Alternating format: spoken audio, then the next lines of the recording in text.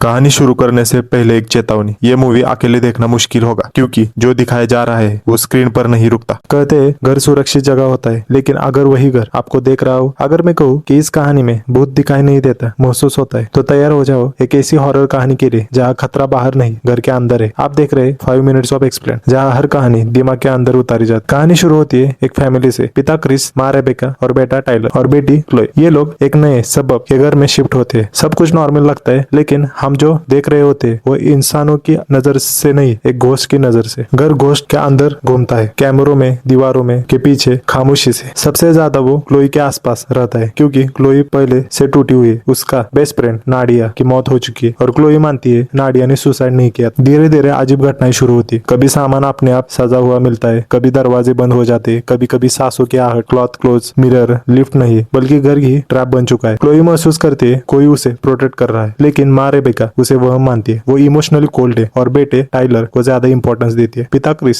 सिर्फ वही है जो क्लोई की बात सुनता है। इसी बीच कहानी में आता है रायन, एक चार्मिंग लड़का जो बाहर से परफेक्ट लगता है लेकिन अंदर से एक प्रेडेटर है। वही रायन जिसने पहले नाडियों को मारा था ड्रग्स देकर, दम घोटकर। अब उसकी अगली शिकार है क्लोई। इसी रात जब पेरेंट बाहर होते हैं, रायन ड्रिंक में ड्रग्स मिला देता है। क्लोई बेहोश हो जाती है। घोस्ट सब देख रहा था लेकिन वो सीधे कुछ नहीं कर सकता। घोस्ट आखिरी रास्ता चुनता है। वो टाइलर के पास जाता है, उसके कानों में जोर से आवाज करता है। टाइलर जाग जाता है और दौड़कर क्लोई के कमरे में पहुंचता है। वहाँ वो देखता है रायन उसकी बहन को मार रहा है। टाइलर बिना सोचे रायन को पकड़ता है और खिड़की से बाहर कूद जाता है। दोनों की मौत हो जाती है। क्लोई बच जाती है। कुछ दिन बाद घर खाली किया जाता है। तभी माँ रेबेका मिरर में अपने बेटे टाइलर को देखती है। तब सच सामने आता है। पूरा टाइम जो घोस्ट घर में था वो कोई नहीं, भविष्य से आया हुआ टाइलर था। टाइलर का घोस्ट फ्यूचर से पास्ट में आया था ताकि वो अपनी बहन क्लोई को बचा सके, और उसे बचाने के लिए उसे खुद मरना पड़ा। कुछ कहानियां डराने के लिए नहीं होती, वो याद दिलाने के लिए होती है कि कभी कभी सबसे बड़ा प्रोटेक्टर खुद कुर्बानी बन जाता है। प्रेजेंस सिर्फ हॉरर फिल्म नहीं है, ये एक भाई बहन की दर्दनाक प्रेम कहानी।